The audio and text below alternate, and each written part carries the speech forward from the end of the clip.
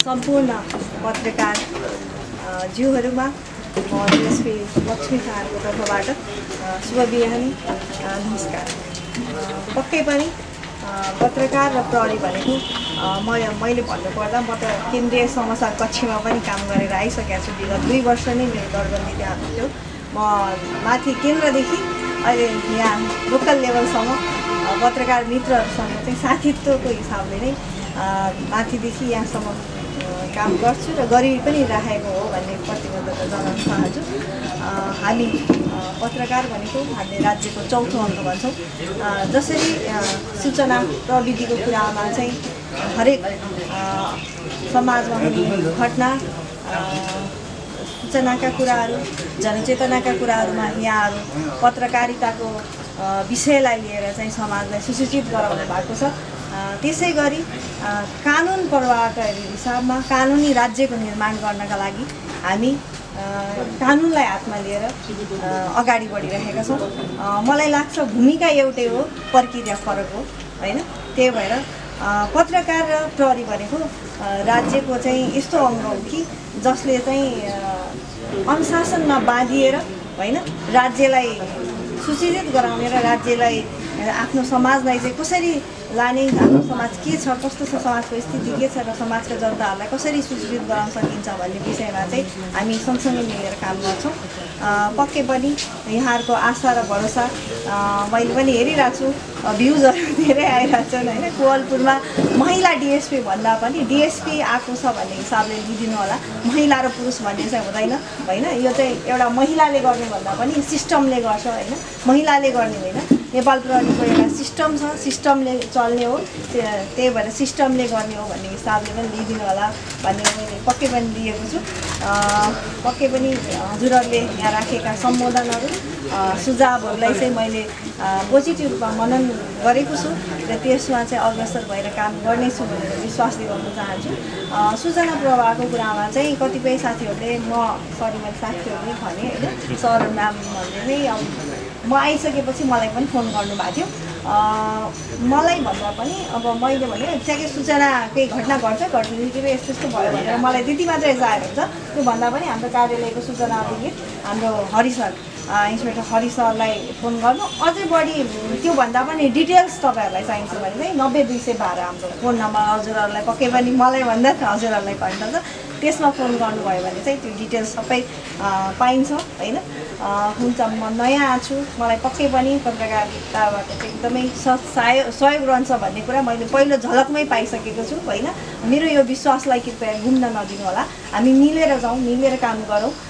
मैले 1 हप्ताको यो बसाइमा चाहिँ हाम्रो यो सोसाइटीमा चाहिँ लागु औषधका कुराहरू, रोड सेफ्टीका कुराहरू, साइबर क्राइमका कुराहरू होइन र लगायत अन्य डोमेस्टिक भाइलेन्स लगायतका अब महिला भएको हुनाले चाहिँ अब महिलासँग रिलेटेड हाम्रो महिला दिदीबहिनी पनि पक्कै यहाँ हुनुहुन्छ होला होइन, विभिन्न समूहहरू उहाँहरूसँग पनि इन्टरेक्ट गरेर चाहिँ कसरी हामी यो समाजमा चाहिँ पब्लिक फ्रेन्डली प्रोग्रामहरू लिएर जान सकिन्छ म एउटा त्यसलाई प्लानको हिसाबमा बनाउँछु होइन र त्यही अनुसार चाहिँ कार्यक्रम अगाडि लिएर जाने भनेर मैले त्यही अनुसार सोचेको छु र यसमा यहाँहरूको सहयोग र सहायक पक्कै पनि रहन्छ होइन। हामी त्यही अनुसार जाउँ र खबरदारीका कुराहरू गर्नुभयो हो, एकदमै राम्रो कुरा हो खबरदारी। तर कहिलेकाहीँ के हुन्छ भन्दाखेरि नबुझिकन गरिएको खबरदारीले चाहिँ फेरि गलत अर्थ लाग्छ। त्यही भएर कृपया हजुरहरूले पाउने पोजिटिभ म्यासेजहरू कहीँबाट पनि रोकिँदैन होइन। र अब घटनाक्रमका म्यासेजहरूका हकमा चाहिँ अब हाम्रो सिस्टममै सूचना अधिकृतले दिने भएको हुनाले चाहिँ जिल्लाको सूचना अधिकृत मार्फतै तपाईँहरूले त्यो कुरालाई पाउनुहुन्छ। तर पोजिटिभ म्यासेजहरू चाहिँ एकचोटि मसँग चाहिँ आएर ठोकिएर चाहिँ म्याम यो के हो भनेर भेरिफाई गरेर मात्रै यसलाई प्रसारण गरिदिनु हुनेछ भन्ने चाहिँ मैले आशा लिएको छु। र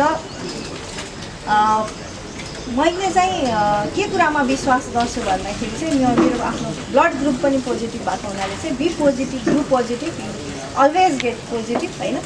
कि चाहिँ आफूले राम्रो काम गर कि चाहिँ अरूले गरेको कामलाई राम्रो मान, त्यो भावसँग चाहिँ म अहिलेसम्म अगाडि बढेको हुनाले चाहिँ पक्कै पनि यहाँहरूको सल्लाह सुझावलाई मनन गरेँ। म यस कोवलपुरी प्रोग्राममा भर्खर 1 हप्ता भएको छ आएको। हजुरहरूले भने जस्तै जाने बेलामा मात्र होइन, हामीले काम हातमालो गऱ्यो भने 6 महिनामा होइन, त्यसपछि जाने बेलामा हामी फेरि यसरी नै बस्छौँ हामी होइन। त्यो कुरालाई कुनै नौलो कुरा भएन। हजुरहरूले पनि एकदमै साथ सहयोग मलाई त्यही अनुसार अगाडि बढ्नको लागि सुझाव र सल्लाह दिँदै जानु आज मात्रै होइन बेला बेलामा फोन मार्फत प्रत्यक्ष भेट मार्फत चाहिँ सल्लाह सुझाव दिएर अगाडि बढ्नलाई सहयोग गर्नुहुन्छ भन्ने मैले पुनः अपेक्षाका साथ आजलाई यो कार्यक्रम यही समाप्त गर्छु। ठिकै छ। सबै पत्रकार साथीहरू धेरै कुराहरू आइसकेका छ, अब धेरै राख्नुपर्ने कुरा त छैन। यसलाई समराइज गर्दै थोरै केही कुरामा राख्न चाहन्छु र पोलपुरमा स्वागत छ यहाँलाई, बाँकेमा स्वागत छ। खास गरी अघि केही साथीले पनि भन्नुभएको छ जुन खालको उत्साह तपाईँको आगमन हुँदै गर्दाखेरि देखिएको छ, जाँदै गर्दाखेरि पनि त्यो खालको विदाय हुन सकोस् हामी त्यो चाहन्छौँ। खास गरी मिडियाका तर्फबाट हामी त्यो अपेक्षा रहन्छ। सामाजिक सञ्जालहरूमा यहाँप्रति जसरी मानिसहरूले त्यो सम्मान र माया देखाउनु भएको छ त्यसले चाहिँ अपेक्षा बढी छ भन्ने देखाउँछ। त्यसलाई त्यसरी यहाँले गरुङ्गोबारी बोकेर म पोलपुरमा भित्रिएको छु भन्ने सम्झिनु होला। मूल्याङ्कन भन्ने कुरा कामको आधारमा, कार्य सम्पादनको आधारमा हुन्छ। एउटा अनुशासित सङ्गठनभित्रको तपाईँ एउटा अनुशासित सिपाहीको हिसाबले हामीले धेरै कुराहरू भनिरहनु त परेन, तर पनि हामी समाज सुधार गर्ने एउटा अभियानमा छौँ। पत्रकारहरू वाचडगका रूपमा अगाडि छन्, तपाईँहरू कानुन कार्यान्वयन गराउने निकायका रूपमा अगाडि हुनुहुन्छ। हामी सँगसँगै हिँड्नुपर्छ। हाम्रा बिचमा विश्वास, सहकार्य, पारदर्शिता, जवाबदेहिता हुनुपर्छ भन्ने मलाई लाग्छ। र खास गरी प्रहरीसँगको सम्बन्ध पत्रकारहरूको राम्रो हुँदाखेरि त्यसले दिएको परिणामहरू सकारात्मक छन्। हामीले नजिरहरू घटनाक्रमलाई हेर्दाखेरि पनि त्यो देख्न सक्छौँ। जति धेरै हामीले सूचना लुकाउँछौँ, विश्वास जागृत गर्न सक्दैनौँ र एकअर्कामा चाहिँ अविश्वासको भावना पैदा गर्छौँ, त्यसले चाहिँ समाजमा अलिकति मिसइन्फर्मेसन, डिसइन्फर्मेसनको अवस्थाहरू देखिएको छ। त्यसमा चाहिँ एउटा मिडिया मैत्री प्रशासक हो भन्ने हामीले बुझेका छौँ। त्यो हिसाबले अगाडि बढ्नुहुनेछ भन्ने हाम्रो विश्वास छ। खास गरी अलिकति अघि पनि कुरा आइसकेको छ, प्रहरीहरू मेरो साथी भन्ने, मुस्कानसहितको सेवा भन्ने यो खालको जुन स्लोगनहरू हामीले विकास गऱ्यौँ, व्यवहारमा हामीले कति गऱ्यौँ भन्ने कुरालाई आत्मसमीक्षा गर्दै आगामी दिनमा त्यसको दायरा फराकिलो बनाउन जरुरी छ भन्ने म ठान्छु। किन भन्दाखेरि घटनाहरू, विभिन्न खालका घटनाहरू आइरहेका छन्। त्यो घटनाहरूलाई अब हामीले विस्मृतिमा राखेर खास गरी नागरिकसँगै प्रहरी छ, प्रहरीले नागरिकै मुद्दा बोकेर अगाडि बढेको छ, कानुन कार्यान्वयन गर्ने कुरामा कहीँ पनि कम्प्रोमाइज गरेको छैन भन्ने सन्देश चाहिँ दिनुपर्छ। मेरो भनाइ त के हो भन्दाखेरि सधैँभरि प्रहरी नागरिकको भरोसा योग्य पात्र बनिरहनुपर्छ। किन्चित कुनै सेकेन्ड पनि होइन, कुनै मिनेट पनि होइन। किन भन्दाखेरि शान्ति सुव्यवस्था कायम गर्ने कुरामा र समाजलाई एउटा चाहिने अमन चयन दिने कुरामा र सँगसँगै चाहिने समाज सुधार गर्ने कुरामा चाहिँ, समाजलाई अपराध रहित बनाउने कुरामा चाहिँ हामी सँगसँगै हुन्छौँ। यहाँलाई हाम्रो साथ रहन्छ र त्यति भन्दै गर्दाखेरि राम्रो काम गर्नुहुन्छ, हामी प्रशंसा गर्छौँ। अति प्रशंसा गर्दैनौँ। हामी पत्रकार साथी सबैले बुझ्न जरुरी छ, हामी अलि अति प्रशंसामा पनि रमाइरहेछौँ। अति प्रशंसा हामी गर्दैनौँ, हामी प्रशंसा गर्छौँ, निन्दा गर्दैनौँ, हामी अति निन्दा पनि गर्दैनौँ, हामी खबरदारी गर्छौँ। र खास गरी हामी कहिलेकाहीँ निन्दाको बाटोमा पनि हिँड्छौँ, अति निन्दा पनि गर्छौँ, हामी त्यो गर्दैनौँ। हाम्रो पत्रकारिताले त्यो भन्दैन, यहाँले बुझ्नु पनि भएको छ। हामी सत्य तथ्यमा आधारित रहेर ब्ल्याक एन्ड व्हाइटमा हामी चाहिँ कुरा गर्छौँ। तपाईँले राम्रो गर्दाखेरि हामी प्रशंसा गर्नुपर्छ। त्यो अरू इकाइका लागि, अरू प्रहरी प्रशासकका लागि त्यो सिकाइ हुन्छ भने गलत गर्दाखेरि गलत गर्नुभयो भनेर खबरदारी गर्ने हामीले चाहिँ त्यो खालको बानी चाहिँ बसाल्न पनि सक्नुपर्छ। र त्यसमा पनि यहाँहरू चाहिँ एकदम स्पष्ट हुन जरुरी छ भन्ने मलाई लाग्छ। र केही समय चाहिँ बाँकेमा अलिकति थोरै कुराहरू प्रशासकहरूमा अलिकति दम्भ भयो भने, प्रशासकहरूले मनै अन्तिम सत्य हो भन्ने ठान्यो भने त्यो एउटा दुर्घटनाको बाटोमा जान्छ। पछिल्लो समय केही घटनाहरू भएको छ, म घटना इङ्गित त गर्दैन, तर मेरो त्यो कुरा यहाँलाई पनि म सचेत गराउन चाहन्छु। प्रशासकहरू चाहिँ दम्भ पालेर बस्ने होइन। कुनै पनि फर्स्ट म्यानहरू अथवा कुनै लिडिङ रोलमा भएको मान्छेहरूले चाहिँ एउटा इगो पालेर अगाडि बढ्यो भने त्यसले समाधान दिँदैन, त्यसले समस्या चाहिँ सिर्जना गर्छ। त्यसका निम्ति पनि डिएसपी साहब यङ एन्ड इनर्जेटिक हुनुहुन्छ, त्यसमा पनि महिला हुनुहुन्छ। खास गरी हामी नेपाली यो समाज, हिन्दू परम्परामा महिलाहरू सहनशील त हुन्छन् नै, त्यो बाहेक महिलाहरू मितव्ययी पनि हुन्छन्, सुसंस्कृत पनि हुन्छन् होइन। महिलाहरू चाहिँ एउटा चाहिँ लिडिङ पावरमा पनि भूमिका पायो भने राम्रो गर्न सक्छन् भन्ने देखिएको छ। त्यसमा पनि यहाँ अब्बल साबित हुन सक्नुहोस्, त्यसका निम्ति पनि म शुभकामना व्यक्त गर्न चाहन्छु। र अर्को कुरा, सूचना मैत्री चाहिँ भइदिनुहोस्। जस्तो हामीले विकेन्द्रीकरणको कुरा गऱ्यौँ, सङ्घीयताको कुरा गऱ्यौँ, अघि विष्णु सरले उठाएको कुरामा कति सत्यता मलाई थाहा छैन। हामी जिल्लालाई भन्ने होइन क्या, अब हामी त एउटा इकाइ हो यो भनेपछि त सूचना दिने संयन्त्र त यहीँबाट विकास गर्नु पऱ्यो नि होइन। अनि प्रोक्सिमिटी, हामी पत्रकारितामा प्रोक्सिमिटी भन्छौँ, निकटताको कुरा हुन्छ नि।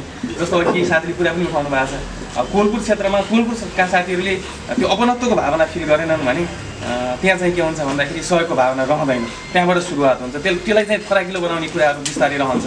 त्यसकारण सूचना प्रवाह गर्ने कुरामा, सूचना मैत्री गर्ने कुरामा र सूचनाहरू चाहिँ छिटो प्रवाह, कहिलेकाहीँ हामीले पनि के बुझ्न जरुरी छ भने अपराध अनुसन्धानका कुराहरू, केही गोपनीयताका कुराहरूमा हामीले पनि एकदमै प्रोभोक गर्न मिल्दैन। कहिलेकाहीँ हामी पनि चाहिँ किन दिएन भनेर प्रोभोक गर्ने टाइपको पनि कुराहरू, त्यो पनि हामीले पनि संवेदनशीलता बुझ्नुपर्छ।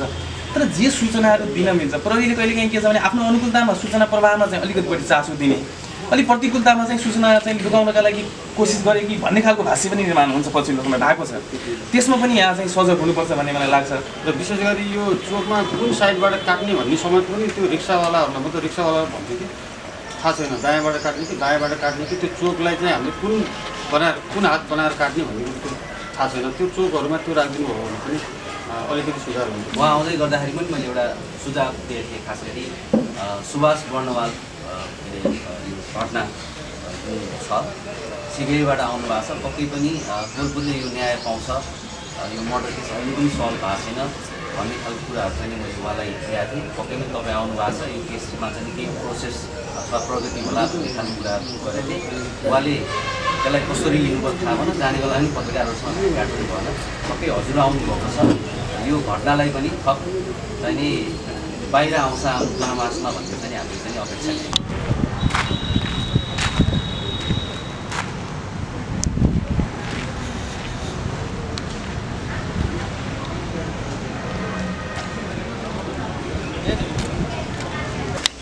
त्यस्तै सम्पूर्ण मिडियाकर्मी साथीहरूको तर्फबाट